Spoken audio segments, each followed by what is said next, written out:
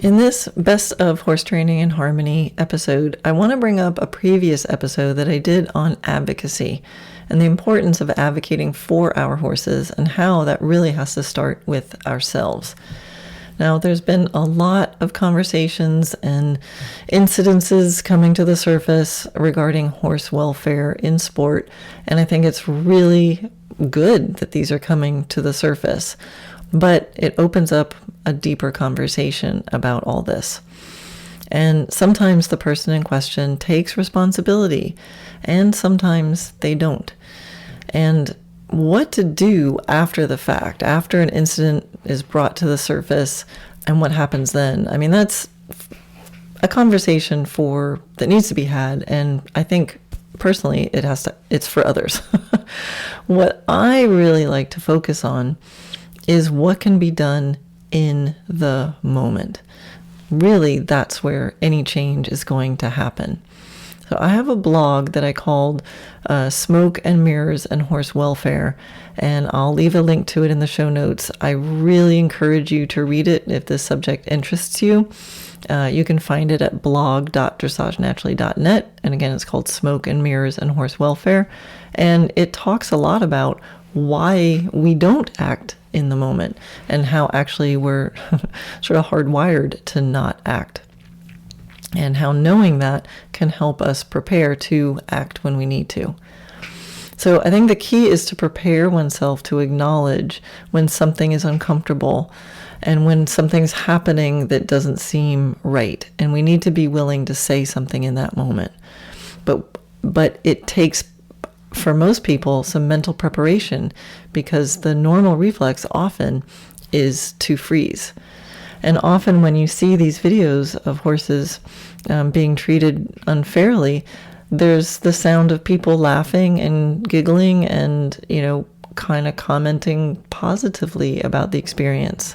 So what's up with that? When you decide to say something, it doesn't have to be an accusation. It doesn't have to be a big dramatic moment. It can simply be saying something like, I think that's enough. And if the person doing the harm is simply having a bad day, because we can all have bad days, that alone might be enough to snap them back to their normal self, and that they'll reflect on maybe the dangers of not being able to handle one's frustrations appropriately, or maybe being exhausted, or maybe putting too much pressure, or maybe they'll even examine their training methods. And if the person doing the harm has the owner come up and say, I think that's enough, if they become more aggressive, well, now you really know about them, and you can decide to no longer hire them to help with your horse. So much is talked about regarding this power dynamic with the professional and how the trainer has all the power and everybody's afraid to say something to the trainer. No. I think the owner of the horse has all the power. Trainers are hired to work for you, the owner. Now, I realize that some trainers are at the top, and it's an honor for you to get a spot on their schedule. But are you really feeling honored if they're doing harm? And still, the owners of the horses, I think, have the ultimate responsibility and the ultimate right to protect your horse. And so this is what I'm really focused on, empowering owners and students to not only do things differently with their horses, but to think differently, and to be empowered with principles and priorities that can help them stand in their power, can help you stand in your power when advocating for your horses. And it's why all my programs, my Habits for Excellent Horsemanship course, the Finding the Sweet Spot of Healthy Biomechanics, the Upward Spiral of Successful Gymnastics, those key courses are all as much about attitude, relationship, and principles and concepts as it is about exercises to get your horses to do stuff. I think actually it's more about attitude and relationship and principles and priorities and decision making. And I think it's why the Dressage Naturally community is such an important part of what I do and what I provide. It's people really need a supportive group. Like, hey, this thing happened with my trainer. What should I do about it? We get questions like that all the time. And often the student or the owner knows in their heart exactly what they think.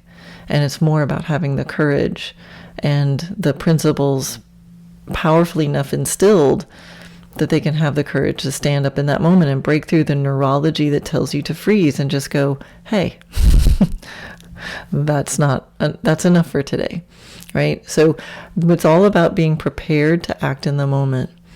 It doesn't have to be filled with drama. It doesn't have to be aggressive. It doesn't have to be accusatory. It can simply be a, thanks, that's enough for today. I'm good. All right, so enjoy this episode. Keep your courageous heart open and let me know how I can help you. So here we go, the episode on advocacy. Hi, I'm Karen Rohlf, and welcome to Horse Training in Harmony.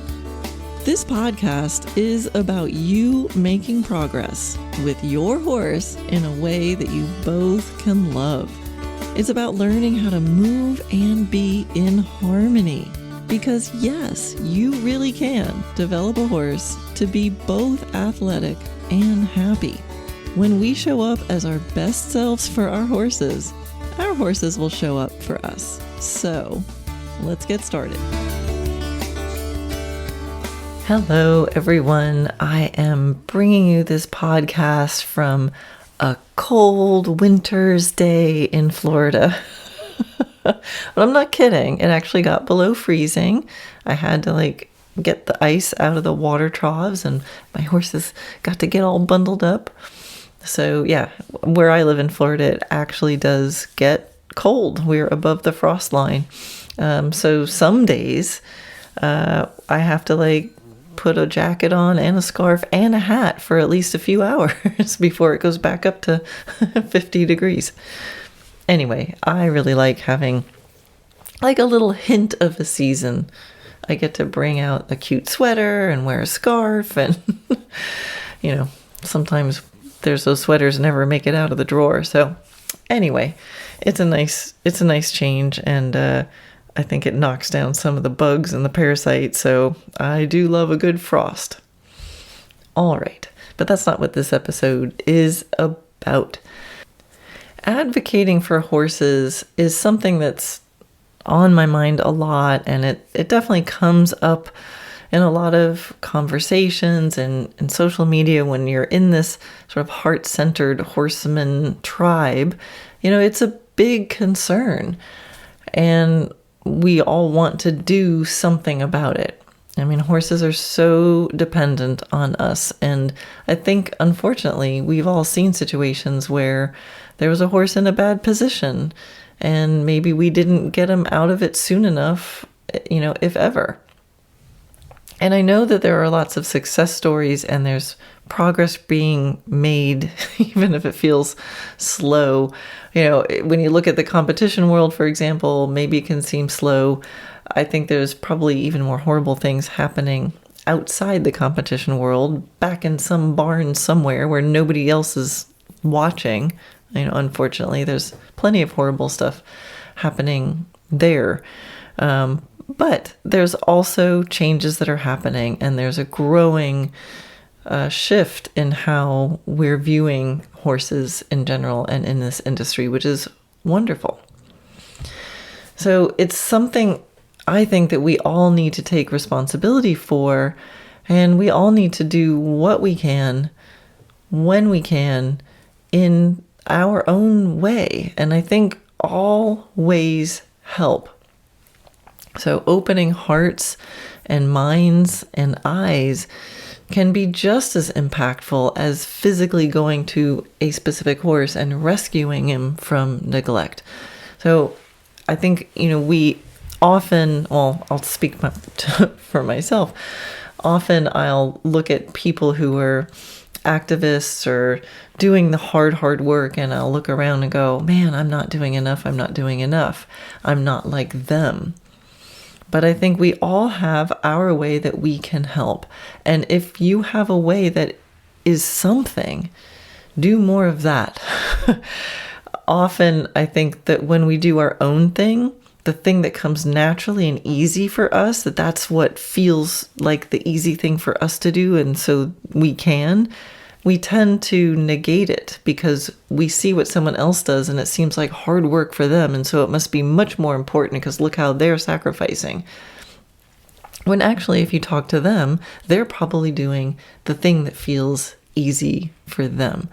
So just if there's any way that you have an opportunity to open a heart, a mind, a set of eyes, or physically do something to help a specific horse you see, or any of the, the people who are there getting the rules changed that are bringing awareness to the neglect, it all counts. And I think we all need to be in this team together.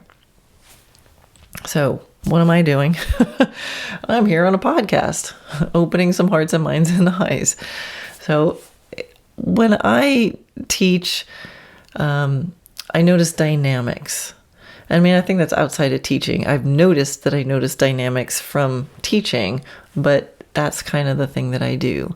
I notice a dynamic, and then when there's a problem in a dynamic, this dynamic ain't working for somebody, I do my best to notice where else that same dynamic shows up.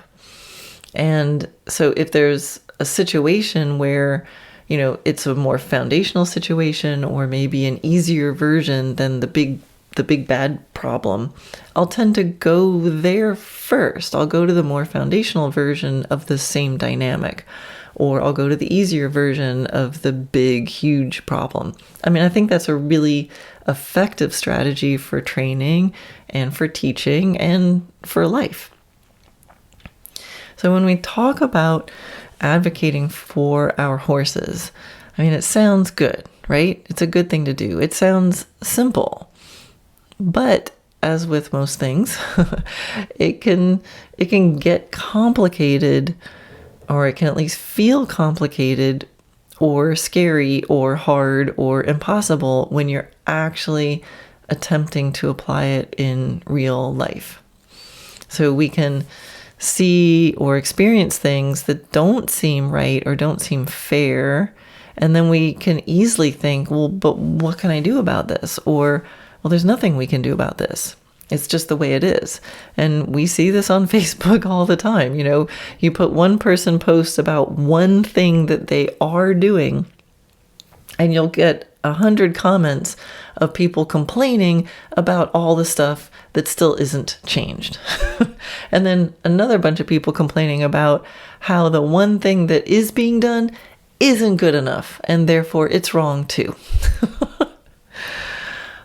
So, I mean, this is actually not what I meant the podcast to be about, but if anybody is doing anything to help, even if it's not yet enough, let's keep praising the small changes that are heading in the right direction. Just because something isn't 100% everything, it doesn't mean it's nothing. And I see a lot of bashing and shaming around a small change in a positive direction, but they're bashing it because it's not 100% the whole complete change all at once. And then it just ends up sounding and looking like, well, there's no way to make you happy, so why bother? It's a dynamic. Okay, so let's get back to what I was meaning to be talking about.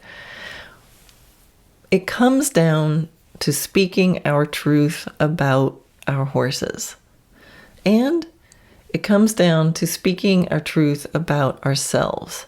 So I feel like I'm in a little bit of a unique position to have spent a lot of time as a trainer of other people's horses and as an owner of a horse being trained by somebody else. I've coached students, I've been a student, and I am a student, and I've not only hung out with fellow trainers throughout my life and career and other horse professionals, but I've actually coached other horse professionals about their horse business. And I've noticed a very similar statement being said by all of those people at different times. So I've heard students and, maybe horse owners saying something like, I really want to do XYZ, but my trainer will think I'm nuts or won't do it or won't understand it. And then I'll hear trainers or other professionals saying something like, I really want to do XYZ, but my client/student/horse owner is expecting something else and will think I'm nuts, won't do it, won't understand it, or won't pay for it. And so I'm sitting there in the middle going, well, I wonder if it's the same thing. I wonder if the thing that the owner wants might be, and they're not asking, is maybe the same thing the trainer wants, and they're not saying anything either. So, maybe what each person is thinking is true, right? Maybe they will make a suggestion and the other party will be like, you're nuts. I'm not going to do that. So maybe those are true statements or things to be thinking or assuming, but maybe they're not. And sometimes when I hear a story like that, they actually have brought it up. Oh yeah, I asked my trainer and I said I wanted to fill in the blank, and my trainer was like, no, that's not how I do it. Or vice versa. The trainer has an idea and says to the owner's like, no, we're not doing that with my horse. Whatever that might be. So sometimes, they're right.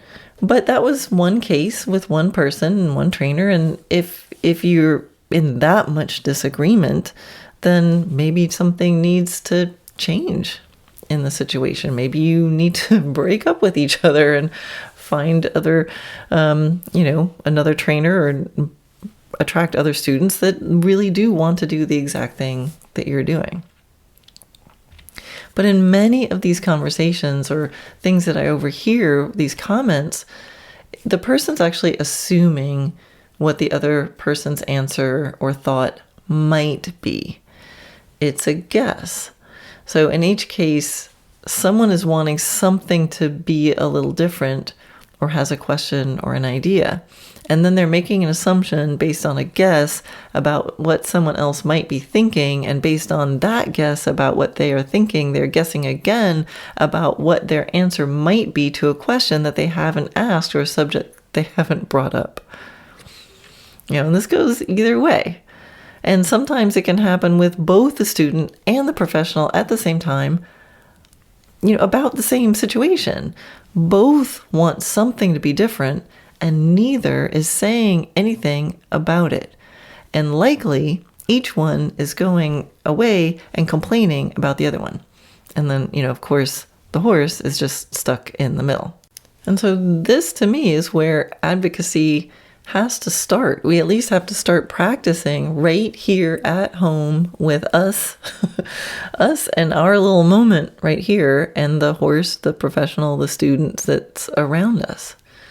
There are so many different people with different personalities and experiences and ways of learning. There's so many different systems and techniques and training methods out there. There's so many different types of horses out there with different problems and challenges and talents and skills. And when there's a just right combination of all of those factors, then horses thrive and progress. Students are happy, owners are happy, trainers are happy, instructors are happy. And then stuff can go wrong, and sometimes something with the combination of that needs to change. Sometimes it's clear and you just need to kind of get out of there and go your separate ways. And if you know that for sure, act fast. Get out of there. Go find someone else. There's a different horse trainer, student, instructor, barn. There really are choices. Now, sometimes nothing is necessarily wrong with any of the individuals. Nobody has to necessarily be the bad guy. Sometimes it's just not a great combination for the particular individuals with their particular goals trying to be achieved at this particular time. So it just might be the combination. And, trainers and instructors have a right to stick to their program that they are confident about. In fact, I recommend it. You don't need to compromise. If you know the plan, you're allowed to have your plan. And I would say be good at explaining your plan so that we make sure, the right people and horses are in that program that will thrive in that program. And owners of horses and students have a right to have their horse and themselves in the type of experience and situation that they want to have. And they have a right to be communicated with and cared for in the way that they want. So it's okay if you want your horse to be cared for a certain way, if you want to be talked to in a certain way or taught in a certain way. That's great. Communicate it, know it, and find someone who you can thrive with in that way. So it's okay to make some sort of change, right? And sometimes there's just tweaks that need to be made and some freedom to do things differently or experiment within the combination of student horse professional, right? So you have a student who knows how they want to learn. You have a horse, and the owner of the horse is sure about how that horse, they want the horse to be taken care of. And you have a professional who has their professional expertise. And we don't have to butt heads. So sometimes the student can go, hey, professional, I'm just struggling a little bit in my lessons. I feel like I'm not getting so much out of it. My horse seems a little unhappy. I'm wondering if he could get more turnout, and can we just sit down and talk a little bit, or can I just watch some other students ride so I can get a little better picture?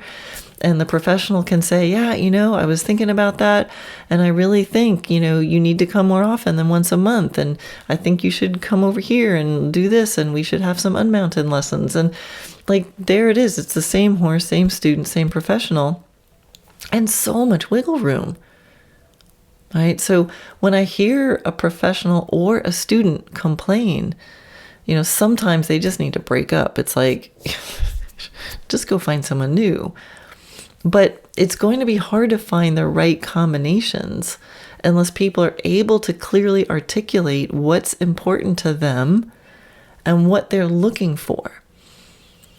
So you have to, that's where the self-advocating comes in. The student has to go, these lessons just aren't working for me. But maybe you really like the professional, you want to learn from them, and you're just afraid to tell them that you're getting really confused and frustrated in their lessons. Well, guess what? They know. And maybe they have an idea, but the professional's thinking, oh, but I can't, they're just it's so frustrating to teach that person, but they're not communicating with each other. So in that moment, that's a moment of advocacy, right? What's the big problem in horse welfare? Well, now what are the teeny tiny problems that are similar to it?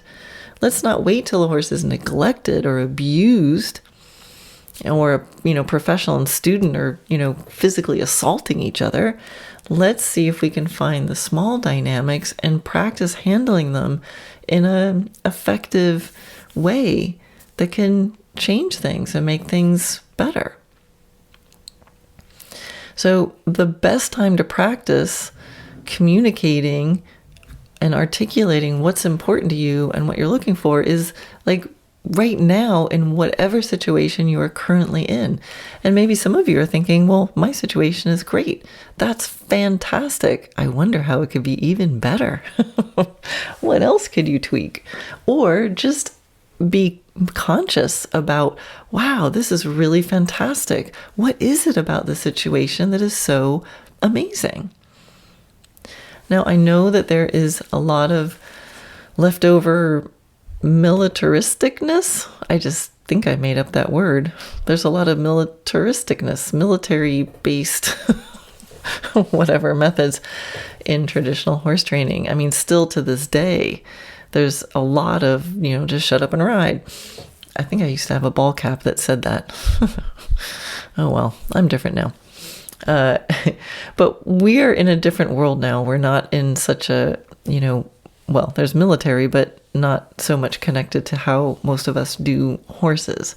So I think there is room for more dialogue. And I also know there's going to be some professionals listening right now that are like rolling their eyes and saying, oh, great, Karen. Like all my students want to do right now is chat and discuss and get distracted and second guess and but me during lessons as it is. And now you're telling them to open up even more dialogue? Well, yeah. But I mean, there can be guardrails around this, right? So you, as the professional, you can say, when is a good time to talk about this outside of lessons? You're allowed to have your program, and you're allowed to say, hey, during the lesson, I want to guide you, and then we'll stop in the middle and we can take a break and then we can discuss. And if you have any other sort of questions, I have office hours. I mean, you're allowed to have guardrails about how your program runs. I'm not saying that you get to now just be walked all over. So it goes both ways, right? The professional gets to check in with the student and share their thoughts on what they think needs to go differently. And I think so does the student. It can be a discussion. And if there's too much distance between what each wants, then, you split up. But I've learned so much from students who have been so bold as to ask me for a different kind of lesson than the one I usually teach. And years ago, I used to be really resistant to that. And now I'm like, oh, cool idea. Yeah, let's try that. And I'm willing to try something. And if in that moment, I really don't believe it's a good idea, then I'll voice that too, and we can discuss it. I've learned that if students don't feel good about what they're doing, and they don't feel at least a little bit confident enough to be consciously open to give it a try, then it's not going to work anyway. So it can be an opportunity for growth and for learning for everyone. I know plenty of students who know much more about body work or, something, trimming, horse trimming, hoof trimming, and things like that might say something during a lesson about their horse that I have no idea about. I would not have caught it at all. And by them sharing that with me, I have a chance to learn and go, oh, wow, now I just learned something else about this. Like if one of my students is a vet, there can be things going on that I'm not going to pick up on. And just because it's inside a lesson doesn't mean that I'm the boss and I'm the only one who gets to make all the decisions. I mean, and that's how I do it anyway.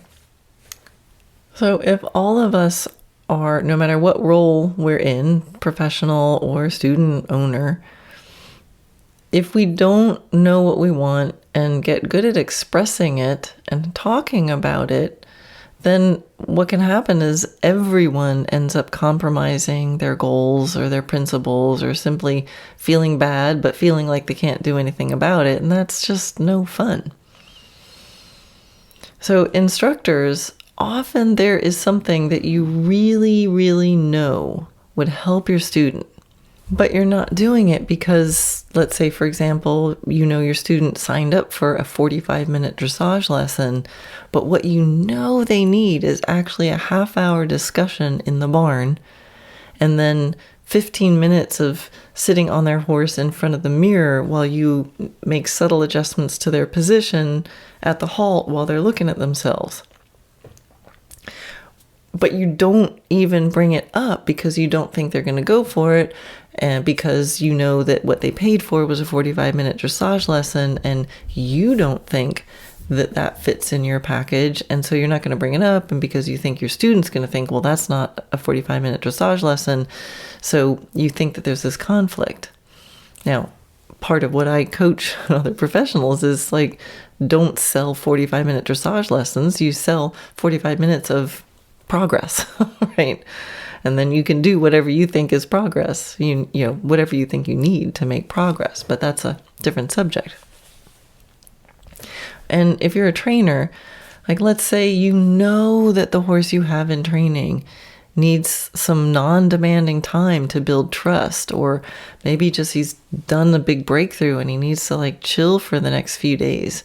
But the owner paid for a month of training, and your package says a month of training equals 20 hours of training sessions in the arena, and you're sure that that owner's going to be mad and ask for their money back, some prorated money back, if they see that on Thursday you just hung out with the horse as you taught other students.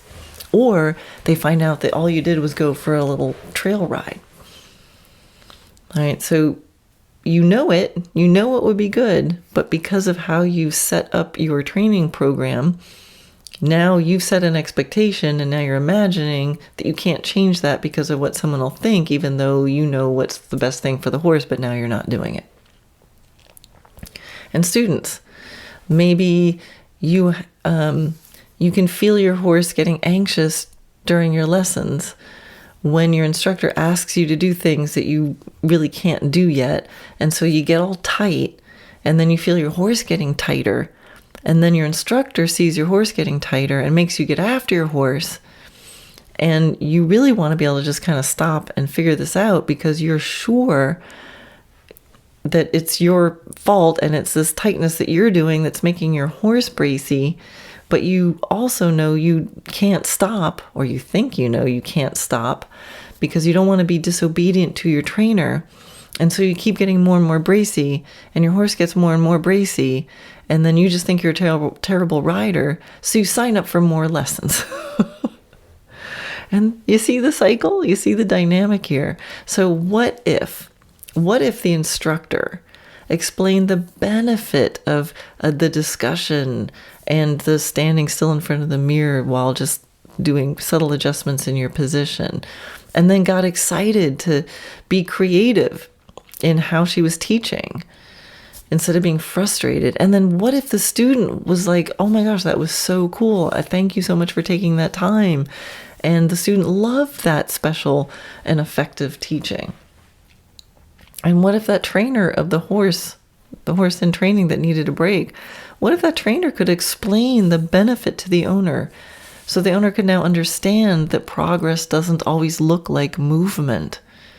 And what if now the owner saw her horse and the relationship in a whole new way? And what if that student could speak their truth and get to the root of the stress that they were definitely feeling? And then the instructor was finally able to help with a piece that they were also frustrated with.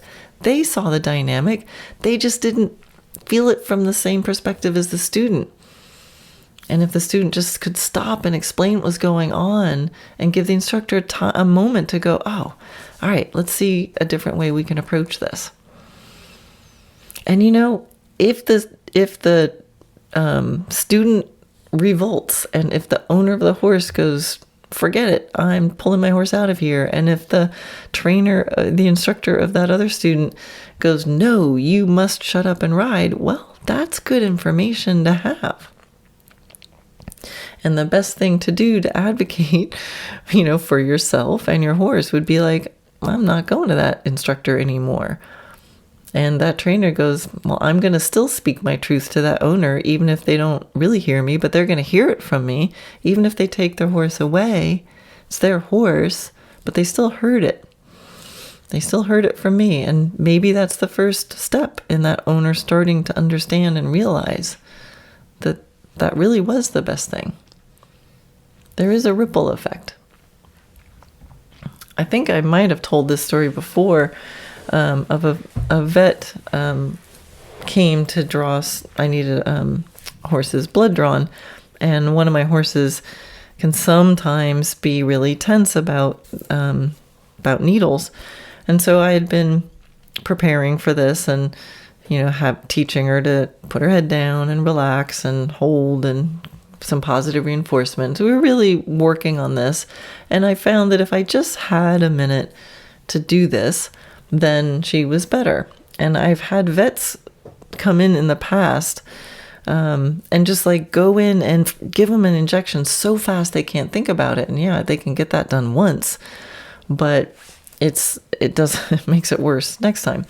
So this was a new vet, was just covering for another vet, and she came in, and she came right in to like get the blood. And I said, hang on a second. And I just took a second to ask my horse's head down, tell her to hold, give her a reward a couple times. And then the vet looked at me and she went, "Oh, I do that too. That's great. You're doing positive reinforcement." And we had a great conversation about it. Now, if I hadn't said anything, this vet would have just gone in and taken the blood, even though the horse was tense. And if I hadn't said anything, that would happen. But just because I just said, "Oh, hang on a second," and then she connected, she knew exactly what I was doing, and she knew how to do it. So we worked together. We worked together on it, and she was so happy. She says, "I wish more owners did that." And I'm thinking, but you're the person making contact in that situation. She's part of that dynamic. Why was she not advocating for that? And she says, "Well, the owners just want me to come in and draw the blood." And I'm sure the owners are thinking, well, the vets just need to come in and draw the blood. They don't want to be involved in training. And here was this vet who wanted to do it, and I wanted to do it. Imagine if I had not said anything and she had not said anything. We would have wrestled with the horse, drawn the blood, made it worse for the next time. But just that little moment of advocating, enough for me to go, wait a second. And if the vet had said, "Screw you, I don't have time for this. I'm going to get the blood," I would have gone, "Oh, okay. Well, I might have blocked her with my body." Or I would have gone, "I am never using that vet office again." And that would be a good piece of information to have. But, we think about advocacy and we think about these worst case scenarios and these horrible situations. But this is what I mean about speaking your truth in the moment, in the little dynamics that are right in front of you. So daring to address what really is happening and having a conversation about it. Just dare to put the truth out there. Go, "Hey, this seems like it's not working. Hey, hang on a second. Hey, wait a minute. Hey, can I ask a question? Hey, I just need a second." That's the first part of change. And I know some people won't welcome this. Some people don't want that conversation, and some will. Again, now you know. And I don't mean that everyone should go around butting everything. And I don't mean that just because you don't inherently understand something that means it's for sure wrong. We have to have some sort of trust, especially when we hire a professional. Hopefully you've done a little investigating, and there's good reason to trust the professional that you're putting your horse, in their hands. So I like to approach things with skepticism, openness, and common sense. Those are 3 really good words to write down somewhere where you can see them. Skepticism, openness, common sense. That means I don't just follow blindly. I don't care who tells me. I'm going to be a little skeptical. Maybe. Oh, you say so? Well, let's see. But I'm also open. So it's like, maybe, let's see. Okay, show me. What do I do? How do I do it? Let me try. And then common sense, meaning you try it, look at the results, and if it ain't working, it ain't working. Or maybe there's something else you have to know, but, there's been lots of times in life that I go, this is stupid, this won't work, let me give it a try. Oh, wait, it did. Like, natural horsemanship stuff. I was like, this is kind of stupid, but I'm going to give it a try. And look at that. It kind of worked.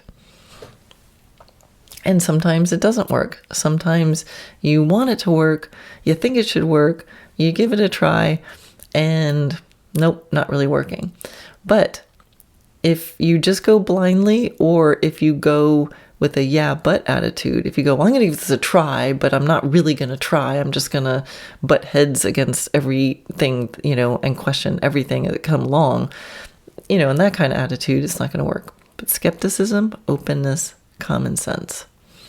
And if I trust the person that I'm doing this with, I may be more willing to go with something that initially feels weird, So that's why it's so important to investigate the professionals you put, yourself in their hands. Make sure that you can have a bit of trust so that you can be a little bit more open. But if it ain't working, it ain't working. And that's when you start having to ask questions and investigate more. And if I don't yet trust a person that I'm about to go put myself in their hands, then they're going to need to be really great at explaining themselves so that I can try to be more open. And then again, you just watch the results and pull the plug if it ain't working. So to advocate means to plead on behalf of another or to call to one's aid. And we talk a lot about advocating for our horses, and we need to because they're helpless and they often have no voice. But we live in a human world, and so often I see students and trainers making themselves helpless too. We can all start with advocating for ourselves. Practice noticing when something's not quite right. Raise your hand, ask a question, create a new option, speak your truth. View the answer or the new possibility with skepticism, openness, and common sense. Change it, give it a try, give it a fair try, change again, repeat, until it feels right for you, your horse, and humans alike.